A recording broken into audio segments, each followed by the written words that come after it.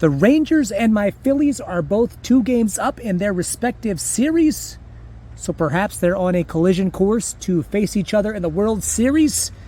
Game 3 between the Rangers and Astros, it goes down tonight.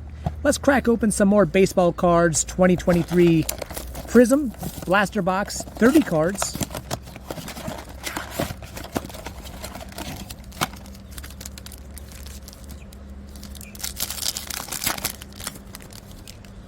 Here we go. JT Ginn, Ivan Melendez, Ben Sheets. Here he's featured with the Brewers, but he also pitched for the Padres. Brooks Robinson, 16-time Gold Glove winner, MVP winner, World Series winner, Hall of Famer, one of the best, if not the best, defensive third baseman in baseball history. Unfortunately, he passed away not too long ago.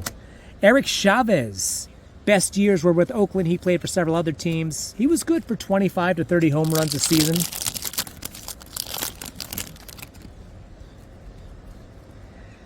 Daniel Espino, Ricky Tiedemann, Robin Ventura. Made a few All-Star appearances throughout his career. Best known for his days with the White Sox and the Mets. Probably even better known for that fight against Nolan Ryan. And he did not get the greater end of that fight. Brady House, and we have Nap Lajoie, Hall of Famer, blue cracked ice. Brennan Davis, Max Wagner, Harmon Killebrew, who finished his career with 573 home runs. He was also an MVP winner and a Hall of Famer. Grant McCray.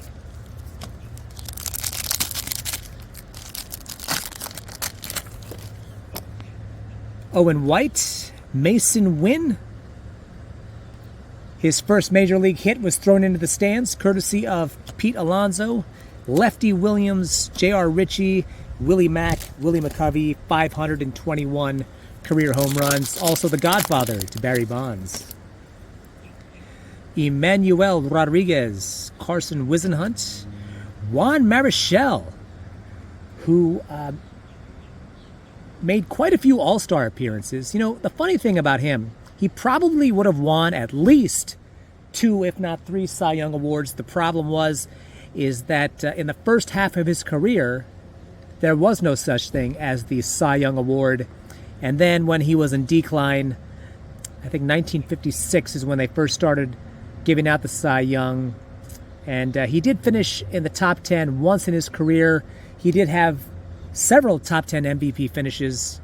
Best years were with the Giants, but he also pitched for the Dodgers. He pitched for one other team at the end of his career. But yeah, he's a Hall of Famer. Another Hall of Famer, Willie Stargell, 22 years in Pittsburgh, 475 career home runs. And we have Diego Cartaya, who finished this season with 19 home runs. He put up great power numbers, but his batting average was just a 189. Seems to be a trend with a lot of sluggers. You know, low batting average, big power numbers. Ellie De La Cruz, who burst onto the scene, becoming one of the youngest, if not the youngest player to hit for the cycle. Now, I read an article not too long ago which declared him to be a bust, and I respectfully disagree.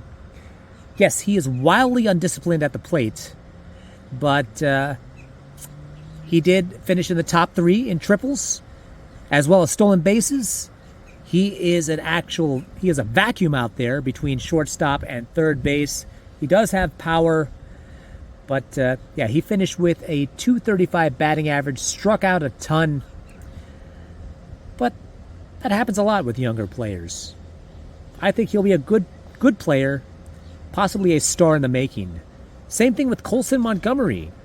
Hack Wilson, till this day, he still holds the single-season RBI record, 191 RBIs, and that one's going to be tough to beat. I think the guys who have come closest in terms of the modern era, Juan Gonzalez, 1 year, had 100 RBI at the All-Star break. That year he finished with 157. Manny Ramirez had a season where he drove in 165. But yeah, 191, I don't see it happening. Dom DiMaggio, and we finish off with Brian Ramos. All right, folks, that's it for this baseball rip. Thank you so much for watching. Be sure to hit like and subscribe and enjoy Game 3 between the Rangers and the Astros later on today.